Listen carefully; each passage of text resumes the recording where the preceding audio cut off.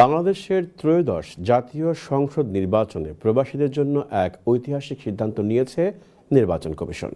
এবার অনলাইনে নিবন্ধনের মাধ্যমে ডাকযোগে অর্থাৎ পোস্টাল ব্যালটে ভোট দেওয়ার সুযোগ পাচ্ছেন প্রবাসীরা। প্রবাসীদের ভোটাধিকার বাস্তবায়নে যুগান্তকারী পদক্ষেপ হিসেবে মনে করছেন কমিউনিটি নেতৃবৃন্দ। এজন্য তারা নির্বাচন কমিশন ও প্রধান উপদেষ্টা ডক্টর মোহাম্মদ ইউনূসের প্রতি কৃতজ্ঞতা প্রকাশ করেন। বিস্তারিত জাকির হোসেনের রিপোর্টে। প্রবাস থেকে ভোট প্রদানের দাবি দীর্ঘদিনের। এজন্য 30 বছরেরও বেশি সময় ধরে চলমান ভোটাধিকার আন্দোলন অবশেষে সফলতার মুখ দেখেছে প্রবাসী বাংলাদেশিরা। প্রবাসী বাংলাদেশের ভোটাধিকারের জন্য 1997 সাল থেকে আমরা আন্দোলন করে আসছি। আমরা ব্রিটেনের 21টি কমিউনিটি সংগঠন মিলে আমরা গঠন করেছিলাম প্রবাসী বাংলাদেশি ভোটাধিকার আন্দোলন। এই সংগঠনের পক্ষে আমরা দাবি জানালাম তৎকালীন সরকারকে যাতে আমরা বিদেশ থাকলেও যাতে ত্রয়োদশ হাই কমিশন আমাদের নাম ভোটার তালিকা অন্তর্ভুক্ত করা হয়, আমরা ভোটার প্রয়োগ করতে পারি। 54 বছর ধরে প্রবাসীরা এই আন্দোলন করে যাচ্ছেন, দাবি জানাচ্ছেন। রাজনৈতিক সরকারগুলা মূলা ঝুলিয়ে রেখেছে প্রতিটা সময়ে, কখনো প্রবাসীদেরকে ভোটাধিকার প্রয়োগের সুযোগ করে দেয় নাই। তো বর্তমান অন্তর্বর্তীকালীন সরকার এবং তাদের অধীনে স্বাধীন সার্বভৌমত্ব নির্বাচন কমিশন সিদ্ধান্ত নিয়েছেন প্রবাসীদেরকে আগামী নির্বাচনে ভোটাধিকার নিশ্চিত করবেন। নিঃসন্দেহে এটা একটা গুড নিউজ। এই যুগান্তকারী সিদ্ধান্তে নির্বাচন কমিশন ও প্রধান উপদেষ্টার প্রতি অভিনন্দন জানিয়েছেন যুক্তরাজ্যে বসবাসরত প্রবাসী বাংলাদেশিরা। নির্বাচন কমিশনের সিদ্ধান্ত হয়েছে যে প্রবাসীদের নাম অনলাইনে রেজিস্টার করা হবে ভোটার তালিকার জন্য, এবং তারা পোস্টাল ব্যালটের উপর ভোট দিতে পারবেন। এই সংবাদ পেয়ে আমরা অত্যন্ত খুশি হয়েছি। আমি মনে করি আমাদের দীর্ঘ 30 বছর আন্দোলন সফল হয়েছে এবং এই ঘোষণার ফলে আমরা খুবই আনন্দিত হয়েছি এবং আমরা মনে করি প্রবাসীরা প্রত্যেকেই তাদের স্ব ভোট দিবেন।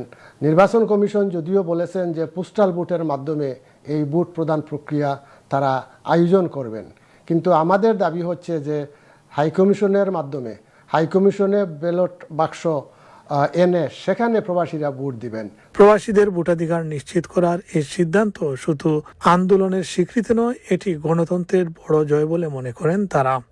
শুধু এনআইডি কার্ড পেয়ে ভোটার হবেন, এটা যদি করেন তাহলে প্রবাসীরা আগামী ইলেকশনে ভোট দিতে পারবেন না। সুতরাং ভোটাধিকার নিশ্চিত করার জন্য আমরা স্পষ্ট দাবি করেছি, যাদের বাংলাদেশি পাসপোর্ট আছে, যাদের ফরেন পাসপোর্টে নো ভিসা রিকোয়ার্ড স্টাম্প আছে, অথবা যাদের এনআইডি কার্ড আছে, অথবা যাদের এসএসসি বা পাবলিক এক্সামের সার্টিফিকেট আছে, মেরিট সার্টিফিকেট আছে, বা অন্যান্য ডকুমেন্ট দিয়ে বাংলাদেশি নাগরিকত্ব প্রমাণ করে এগুলা দেখানোর শর্ত সাপেক্ষে তাদেরকে ভোটার লিস্টে নাম।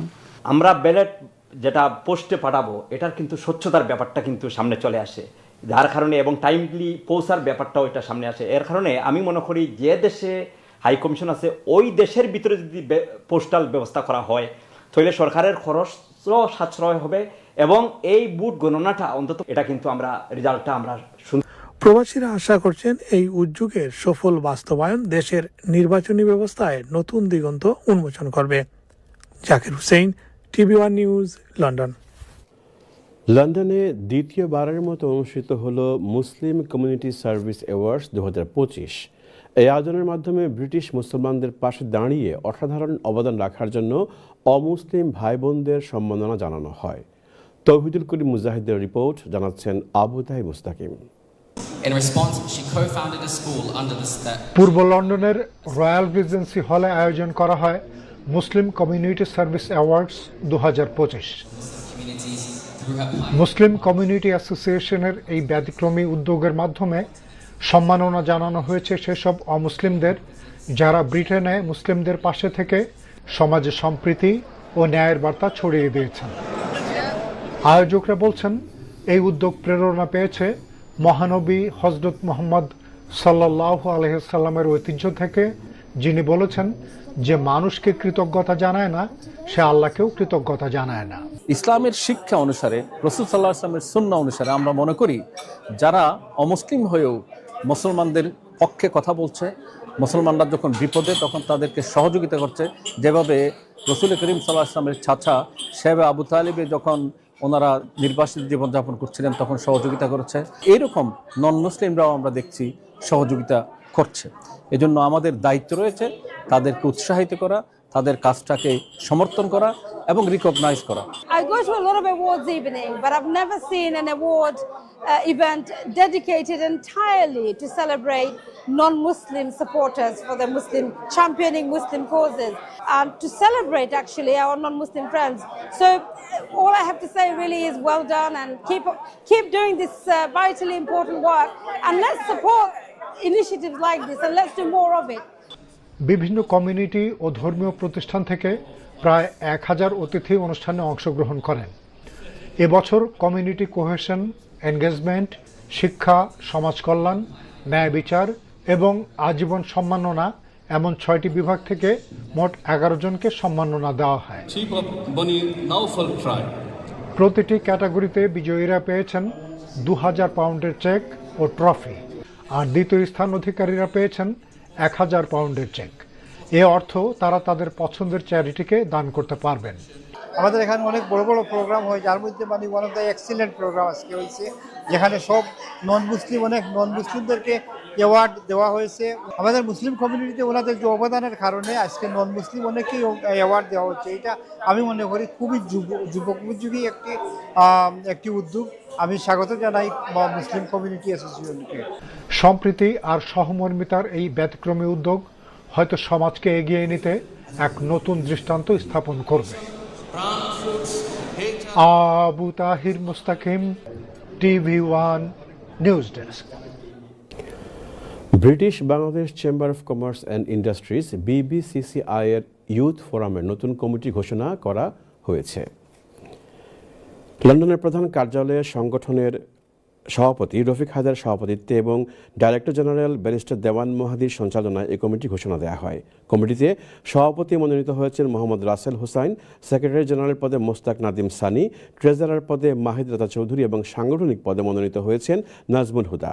সভায় অন্যান্যের মধ্যে বক্তব্য রাখেন প্রফেসর শাহগীর বখত ফারুক, MR চৌধুরী মাহতাব, আহমেদুস-সামাদ চৌধুরী, মুহিব চৌধুরী ও ডক্টর সানাওয়ার চৌধুরী সহ আরও অনেকে। BBCCI গত 34 বছর যাবৎ এখানে যে কার্যক্রম চালিয়ে যাচ্ছে, আমরা মনে করি আরেকটা generation young entrepreneur they are welcoming. এবং আজকে যে ইয়ুথ ফোরাম আমরা যাদেরকে নিয়ে করলাম তাদের প্রত্যেকের ব্যাকগ্রাউন্ড, ওনারা বিজনেস করে, ওনারা হাইলি এডুকেটেড এবং connected Bangladeshi community, also main stream community. আমি ওনাদেরকে স্বাগত জানাই। আমাদের নতুন ডিজিটাল জেনারেশনকে আমাদের চেম্বার অফ কমার্সের সাথে আমরা ইনভলভ করতে পেরেছি। এইটা আমাদের ইতিহাসের জন্য একটা অনেক বড় প্রাপ্তি। আমাদের একটা জেনারেশন থেকে আরও একটা জেনারেশন তৈরি করার এই দায়িত্ব এসে আমাদের উপর পড়েছে, নাইলে দেখা যাবে একটা জেনারেশন গ্যাপ হয়ে যাবে। I think that will be the bring tremendous, the business opportunity for the young Bangladeshi, and they can invest not only in this country, they can invest in Bangladesh lots of sector, particularly high tech, e-business and IT. যারা young entrepreneur হিসেবে বিজনেসে involve হতে চায় তাদেরকে welcome করছি আজকের BBCCI youth ফোরামের মাধ্যমে। আমাদের মতো যারা আরো ইয়াং এন্টারপ্রেনার আছে সবাইকে উৎসাহিত করতে পারবো যাতে তারা আমাদের কমিউনিটি এবং বাংলাদেশে আমাদের যারা স্কিলড ওয়ার্কফোর্স আছে তাদেরকে নিয়ে কিছু একটা করতে পারে।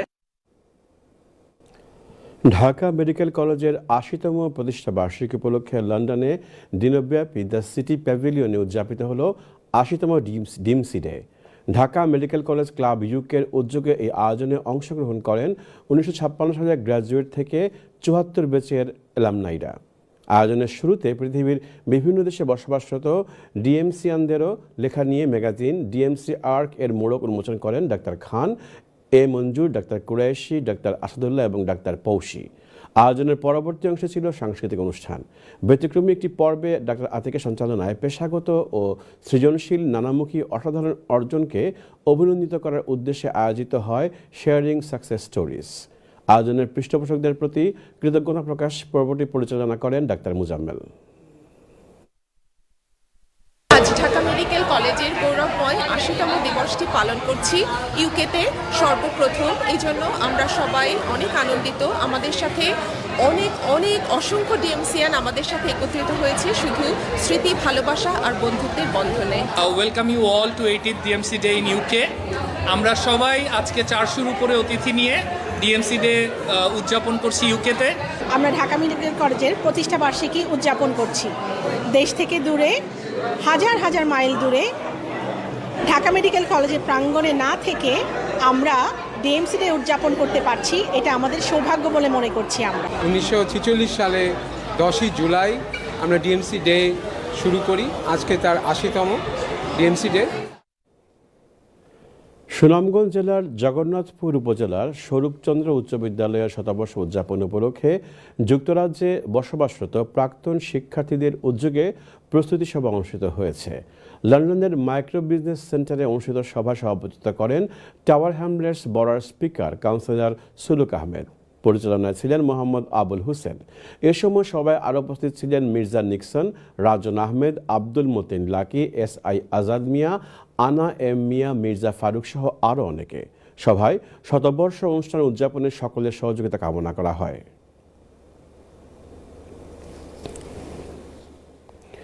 তাহসিনুল কুরআন UK কমিউনিটি অর্গানাইজেশনের উদ্যোগে দোয়া মাহফিল ও কমিউনিটি ডিনার অনুষ্ঠিত হয়েছে। অনুষ্ঠানে প্রধান অতিথি ছিলেন টাওয়ার হ্যামলেটস মেয়র জনাব লুৎফুর রহমান। কুরআন থেকে আলোচনা ও কমিউনিটি ওয়ার্ক সম্পর্কে গুরুত্বপূর্ণ আলোচনা রাখেন শায়েখ আশিক ইমাম ও শায়েখ আবু সাইদ। অনুষ্ঠান পরিচালনা ও তাহসিনুল কুরআনের বিভিন্ন নিয়মিত কার্যক্রম তুলে ধরেন তাহসিনুল কুরআনের পরিচালক পপলা শাহজালাল মসজিদের ইমাম কারি ইকরামুল হক। তাহসিনুল কুরআন UK কুরআন শিক্ষার পাশাপাশি লোকাল কমিউনিটিতে এবং অন্যান্য দেশে নিয়মিত মানবিক কাজ করে আসছে।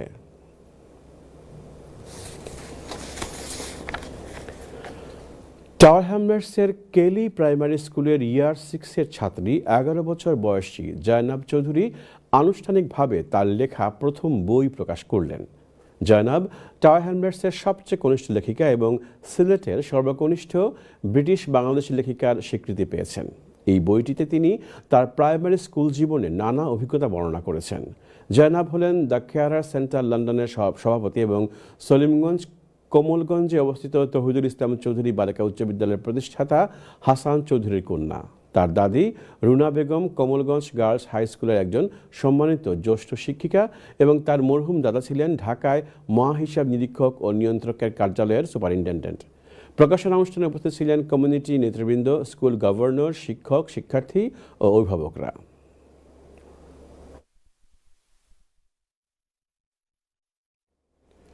যুক্তরাজ্যে বসবাসরত বাংলাদেশিদের বৃহত্তম কর্মসংস্থান কারি ইন্ডাস্ট্রিকে অতীত ঐতিহ্য সমুন্নত রেখে সামনের দিনগুলোতে সমৃদ্ধ করে তোলার প্রত্যয়ে UK Bangladesh catalyst of commerce and industries UK BCCI West Midlands রিজিয়নের উদ্যোগে বার্মিংহামে অনুষ্ঠিত হয়েছে বার্ষিক সম্মেলন।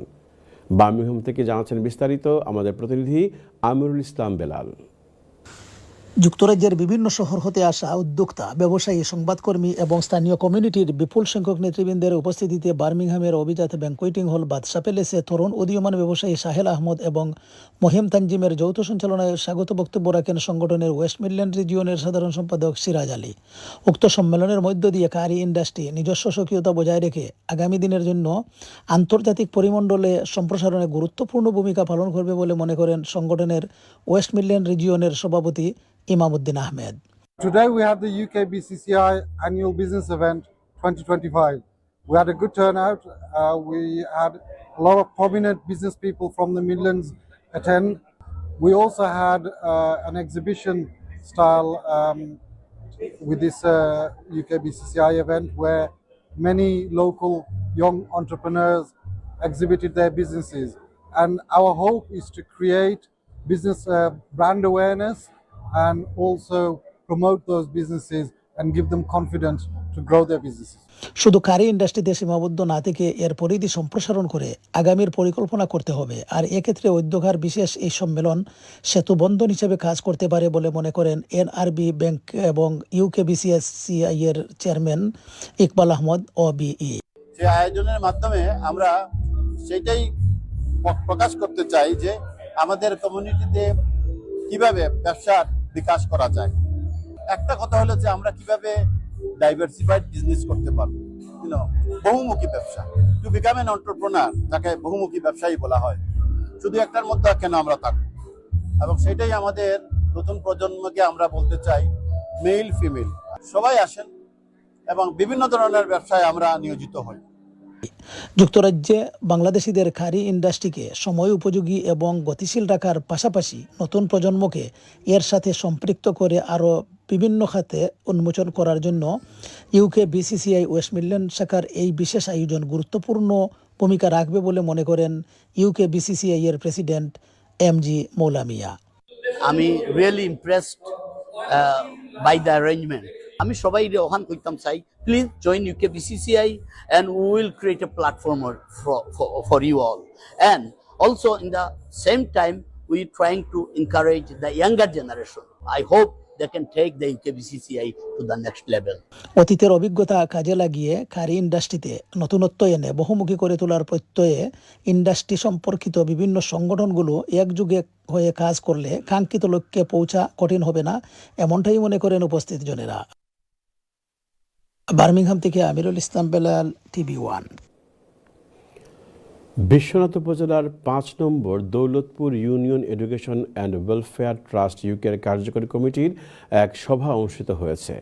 ইস্ট লন্ডনের ব্রিকলেনের একটি রেস্টুরেন্টে মোহাম্মদ শেখের সভাপতিত্বে এবং হাসিন উজ্জামান নুরুর পরিচালনায় সভায় দ্বিবার্ষিক সাধারণ সভার প্রস্তুতি নিয়ে বেশ কয়েকটি সিদ্ধান্ত গৃহীত হয় এবং আগামী ২২ জুলাই ইস্ট লন্ডনের ইমপ্রেশন হলে সকল ট্রাস্টিবৃন্দ এবং দৌলতপুর ইউনিয়নের যুক্তরাজ্য প্রবাসীবৃন্দকে উপস্থিত থাকার আমন্ত্রণ জানানো হয়। সভায় অন্যান্যের মধ্যে উপস্থিত ছিলেন মোহাম্মদ কদরউদ্দিন, হাজী জাহির আলী, আব্দুল হামিদ খান সুমেদ, মাওলানা আব্দুল শহীদ ও জিয়াউল হক জিয়া সহ আরও অনেকে।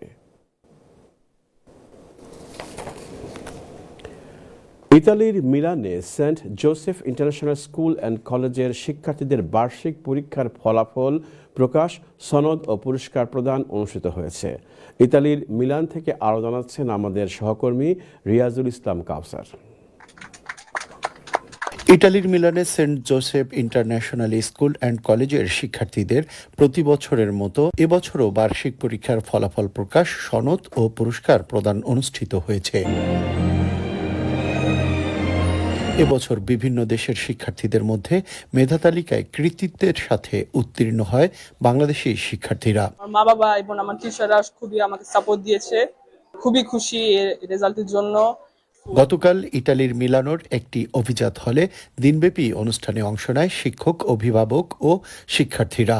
সেকেন্ডারি চেক পয়েন্ট করছি, অনেক খুশি, ভালো রেজাল্ট করছি। আগত সবাইকে শুভেচ্ছা জানিয়ে বক্তব্য রাখেন প্রতিষ্ঠানের অধ্যক্ষ অর্নাকুলা Soria থিমিরা পেরাবোত। At the moment we have found 27 universities which offer English medium degrees for our students. It's a very good news for Bangladesh students and all international students. Cambridge অনুমোদিত সিলেবাস অনুযায়ী পরিচালিত প্রতিষ্ঠানটির শিশু উদ্যান, প্রাথমিক, মাধ্যমিক, উচ্চ মাধ্যমিক ও মহাবিদ্যালয় শাখার সকল শিক্ষার্থীদেরকে সনদ প্রদান করা হয় এবং মেধাবী শিক্ষার্থীদের ক্যামব্রিজ সার্টিফিকেট ও পুরস্কার প্রদান করা হয়। বেস্ট পারফরম্যান্স পেয়েছি, আজকে অনেক আনন্দ করছি। আগামীতেও এই কৃতিত্বের ধারাবাহিকতা বজায় রাখার আগ্রহ প্রকাশ করে শিক্ষার্থীরা। It was good, alhamdulillah. I had my reward. My reward was having the best performance on ICT. Alhamdulillah, it was amazing. I got awarded this certificate, so I passed the exam. শিক্ষার্থীদের অর্জনে অভিভাবকরাও অত্যন্ত গর্বিত। খুব ভালো result করছে এবং স্কুলের মধ্যে ফার্স্ট হয়েছে, এজন্য খুব আমি আনন্দিত, গর্বিত। সনদ ও পুরস্কার পেয়ে উচ্ছ্বাসিত ও আনন্দিত কোমলমতি শিক্ষার্থীরা। স্কুলের রেজাল্ট হয়েছে, আমি ইটালিয়ান পাস করছি, আমি খুশি। শিক্ষা জীবন শেষে দেশের উন্নয়নে যেন কাজ করতে পারে সেজন্য সবার কাছে দোয়া চাইলেন অভিভাবকরা। আমি চাই আমার মেয়ে এরকম ভালো রেজাল্ট করে দেশ ও সবার উন্নতি করুক। এই প্রতিষ্ঠান থেকে পড়াশোনা শেষ করে আন্তর্জাতিক মানের বিশ্ববিদ্যালয়ে পড়াশোনা করছেন অনেকেই। ইংরেজি ও ইতালিয়ান বিষয়ের পাশাপাশি বাংলা এবং ইসলাম শিক্ষাও রয়েছে, আর এজন্য নিয়োগপ্রাপ্ত রয়েছে বাংলাদেশি শিক্ষক। ইতালির মিলানে প্রবাসী বাংলাদেশিরাও পড়াশোনা অনেকের চেয়ে করছে মেধা তালিকায় সাফল্য, আর সেই সাফল্যে গর্বিত বাংলাদেশি প্রবাসী পিতামাতারাও। ইতালির মিলান থেকে রিয়াজুল ইসলাম কাউসার, TV1 নিউজ। ইতালির বলোনিয়ায় বাংলাদেশ কমিউনিটি অফ বলোনিয়া ওয়েস্টের সাধারণ সভা অনুষ্ঠিত হয়েছে। সংবাদদাতা হিমেল জমাদ্দার জানান, বলোনিয়া বর্গপানিগালের একটি কমিউনিটি হলে আহ্বায়ক কমিটির আলোচনা সাপেক্ষে বাংলাদেশ কমিউনিটি অফ বলোনিয়া ওয়েস্টেও 2025-26 সালের জন্য আংশিক কমিটি ঘোষণা করা হয়। এতে সভাপতি মিজানুর রহমান, সাধারণ সম্পাদক মোহাম্মদ আবু তাহের ও সাংগঠনিক সম্পাদক মোহাম্মদ কামাল সহ 13 সদস্য বিশিষ্ট আংশিক কমিটি ঘোষণা করা হয়। আগামীতে জাঁকজমকপূর্ণ অনুষ্ঠানের মধ্য দিয়ে পূর্ণাঙ্গ কমিটির অভিষেক ও সাংস্কৃতিক অনুষ্ঠানের আয়োজন করার কথা জানানো হয়। শেষে প্রীতিভোজের মাধ্যমে সমাপ্তি হয় অনুষ্ঠানের।